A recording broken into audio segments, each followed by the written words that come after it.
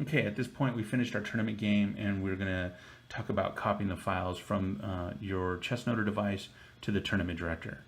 There's a couple different options here. One, you can, if you have a USB cable, you can take it over to the tournament director's computer and plug it in and copy the files if he or she's comfortable with that. Second option is you can copy those files off onto your local computer if you have one with you at the, a laptop or something like that at the tournament, and then send them to them via email.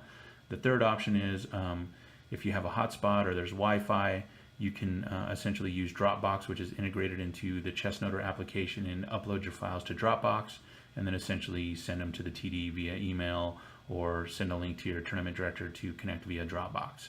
So I'm going to go ahead and connect the ChessNoteR into the USB cable here, which is on the laptop.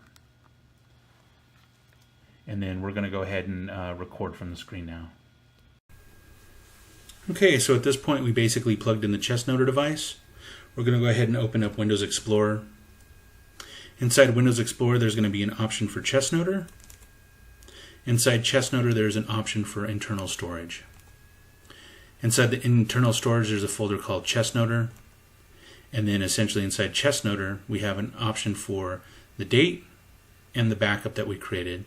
So when you're at a tournament with the tournament director, again, you can plug in the ChessNoteR into his or her device if they're okay with it, and essentially they can copy off the games to have the notation and stuff. So we'll go ahead and just copy that off.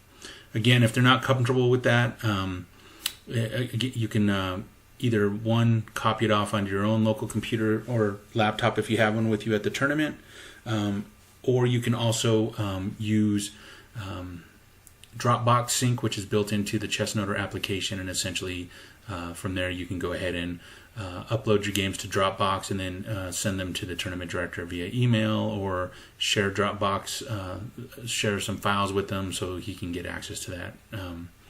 So inside this folder, essentially we have the games that we played today.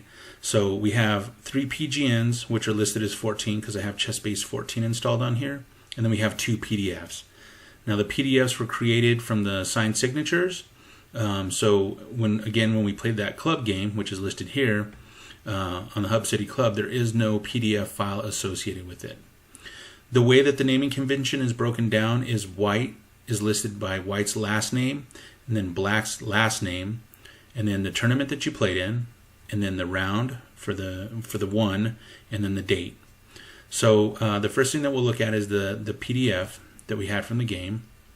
So on the PDF, essentially, we have the ChessNoteR logo, and then we basically have the event, the date, the location, the round, the board, the section, white player, white's rating, black player, black's rating, and then essentially the moves for white and black.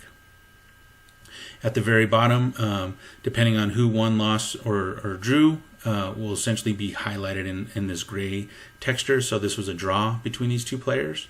And then essentially you'll have your white signature and your black signature.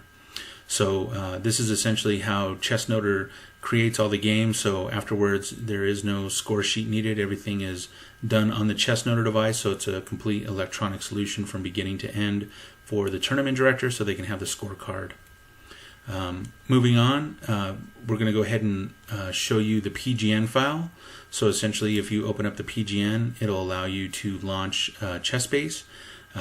Depending on whatever application you have on your computer, there's different open source versions out there. I prefer ChessBase myself just because it's what everyone uses in the chess community.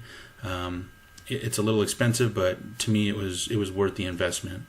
So essentially here I have, it breaks down the white player, the black player, the ratings, the result, the tournament, the date, and the round is listed as 1.5 because we played in the first round on the 5th board.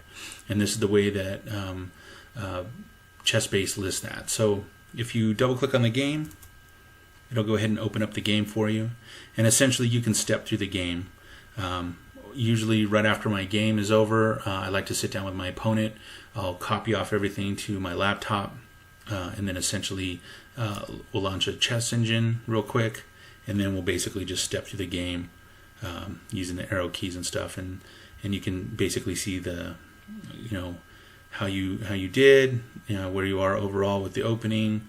Right now it's telling us the position is equal, and the computer kind of does some things as well, so we can just go back and go through our notation, because this is a better line, so of course the computer's always right. So anyways, this is kind of the breakdown on that. A little bit about the notation, at least in ChessBase, is the violet kind of looking color after the moves is essentially the time spent on each move. So here was 0 seconds, here was 21 seconds, here was 1 minute 42, 1 second, 1 second, 1 second, 2 seconds, and so forth. The time in blue is when we inputted that time manually onto the chessboard. So that's essentially the breakdown on that. So like when we put in the time for the clock, that's how it shows up, is it'll show up in blue inside ChessBase. So this is essentially copying the files off. We went a little outside the manual, just kind of going over ChessBase a little bit, but I just thought it would be a good opportunity to show users kind of how it all works with ChessBase and what the PDF looks like, and how to get the files off the system. So we'll go ahead and go on with the next video.